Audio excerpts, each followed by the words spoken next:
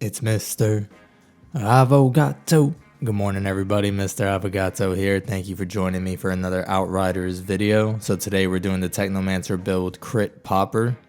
Everything in the background is going to be set on tier, challenge tier level 7, and I am playing solo, and we get a gold on this Stargrave level. So this does definitely work in later endgame, both by yourself or in a group of people, and I just think it's really fun, and we made sure everything does synergize correctly through and through. So this is our skill tree that we're using. Just like last time on Tech Shaman, we have all the bonuses showing up on screen. The main advantage here is putting extra damage towards frozen enemies. We're using Cold Snap to freeze said enemies, Fixing Wave is our safety skill, and Blighted Rounds for both toxic and a bonus synergy later on in our mods. Our armor mods that we're using are Emergency Stance and Seismic Impulse, so we get Golem Protective Status under 30% health and a Seismic Impulse every 6 seconds to damage enemies around us.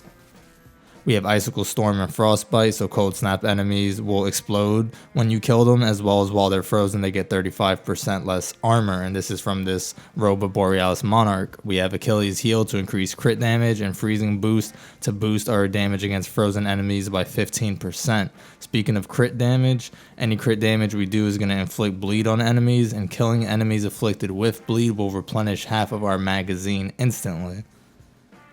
Now those bleeding enemies are also giving us a 15% bonus damage and 15% bonus crit damage when using Blighted Rounds. The weapon that we're going to be using is Amber Vault with Winter Blast and Brain Eater, so crit shots make Icy Blast to inflict freeze around them, and crit shots do not consume ammo whatsoever. The main point of this, as last time but taken to a new level, is you are sub-zero on the battlefield, my friend. Want to freeze enemies? Cold Snap. And then you get those bonuses on damage and on the weakness for them.